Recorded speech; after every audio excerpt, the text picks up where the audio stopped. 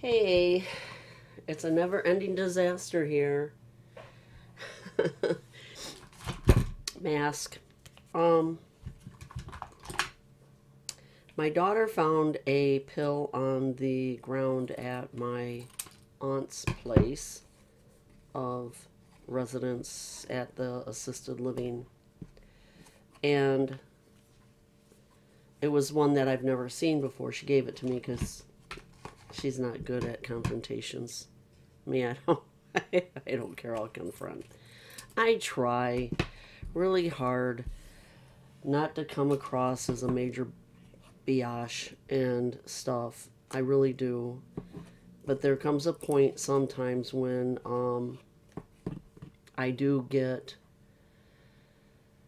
agitated, frustrated, etc. if something happens more than I'm gonna try this. It says peel off, so this should be interesting. I don't know that there's enough to go around because I am a overuser. But anyway, she gave it to me, and instead of waiting, I went ahead and went there to ask them, you know, what it was, because it was one that I haven't seen before.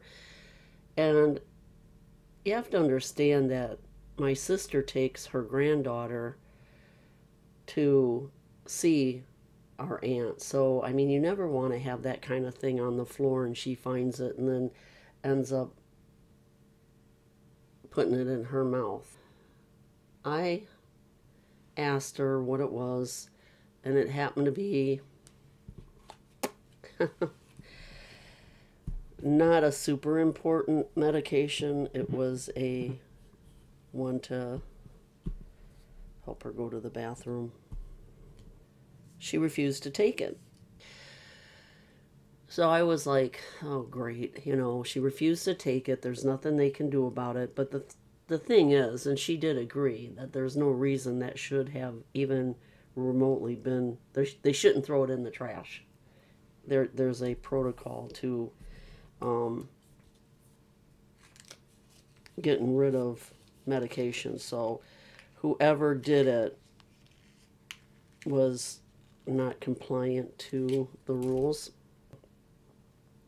But I mean, like, what am I supposed to do? She refused, you know, the girl was like, you know, we can't force her to take it. If she refuses to take it, that's her, technically, that's her call. They can't, you know, literally hog tie her and cram it down her throat, so to speak.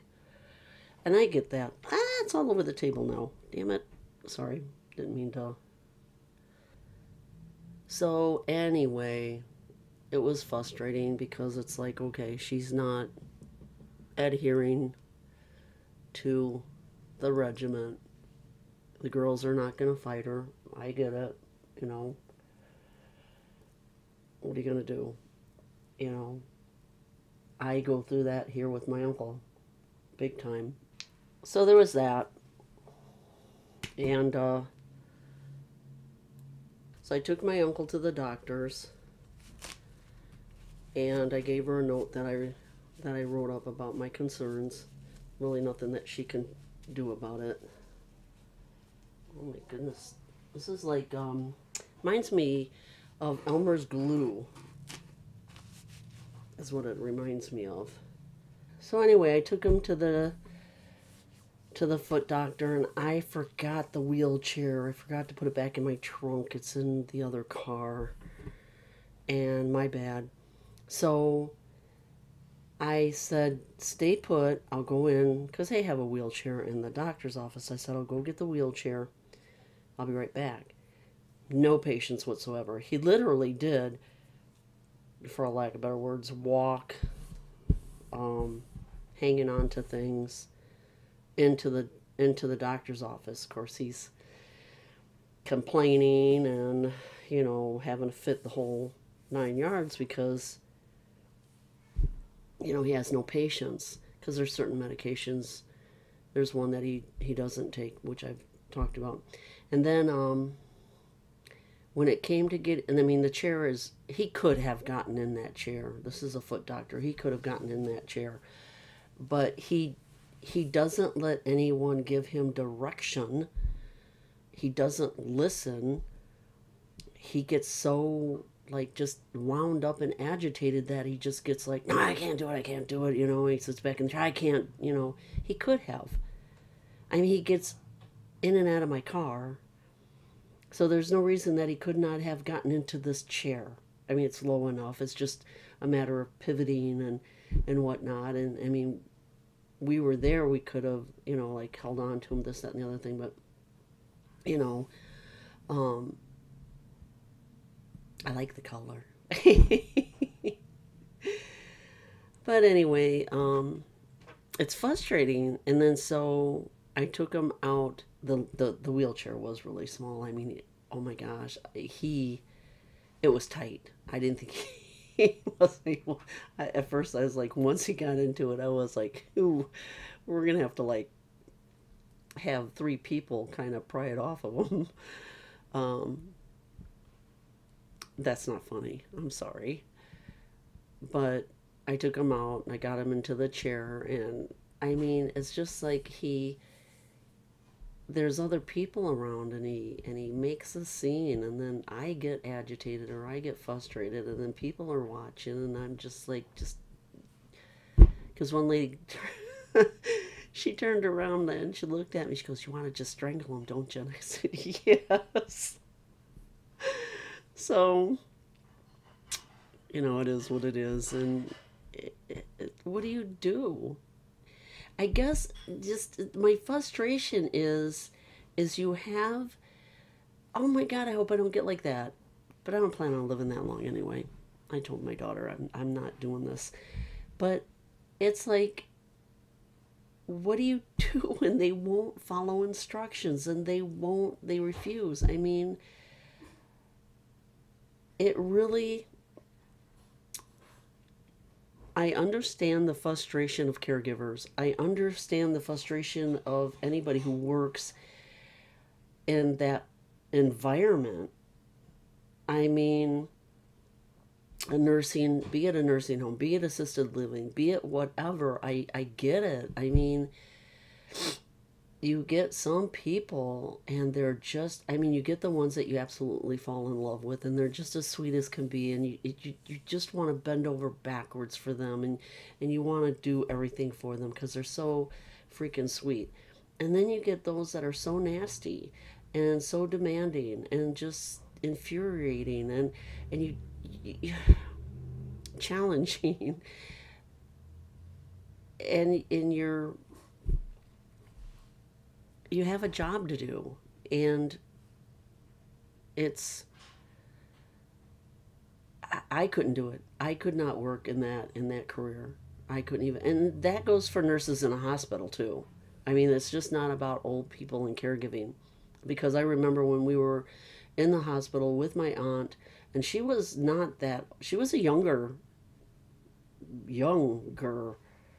I don't know how old she was, but she was younger, way younger. Gosh, if I had to guess, I don't know, 30, maybe 30s. But she was a nightmare. I mean, the things that she would say, and she, oh my God, she was just a nightmare. And the poor nurses, I mean, she would scream and holler and push her button and cry and just pitch a fit. And I get it, kind of like if you're in pain or there's something going on. However,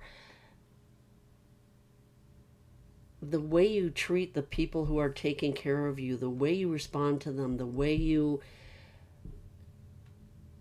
know, portray yourself, whatever, is gonna really have a bearing on the treatment that you get. I mean, it's just, nobody wants to take care of somebody that just drives you crazy. The person that, you know, is thankful and appreciative and, you know, all of that stuff, you're more apt to want to take care of them and do things for them and be good to them because of the fact that, you know, they show their appreciation, they show their gratitude, and, you know, they treat you with respect, and, you know, they treat you with kindness, etc.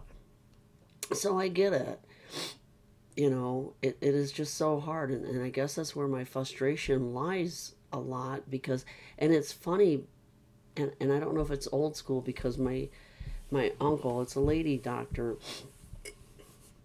and this is a foot doctor that we're going to, and it's addressing the swelling and his feet and stuff that, I mean, we're going every week.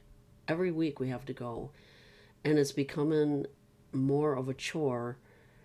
And I don't mean that in a bad way, but it's like, it's getting to the point you need more care. You really need somebody to come in and, I mean, if we're addressing wounds and we're, you know, if it's taking more of a medical minded person to treat this, even if it's in home, you need more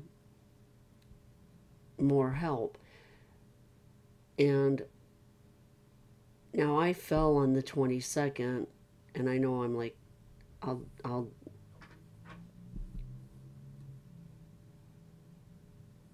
be cutting a lot out of here. But anyway, today I finally called the doctor about my hand because it just has been hurting me so bad, and it's still not right from that fall, and that was the 22nd of September. And so, I mean, that was well over a month ago, and it's bothering me more and more. And my hip, I mean, that was just take two. That fall I took on the 22nd of September was the mother of all falls that I've ever taken. And it really did a job on me. So I have to go to a doctor now to have my hand addressed, my hip addressed, and stuff like that. It's not my back. So anyway, I did make an appointment finally to have my hand looked at next week, and my calendar is just so freaking full of things that I have to address for other people, and it's like I'm not feeling very productive as far as getting things done.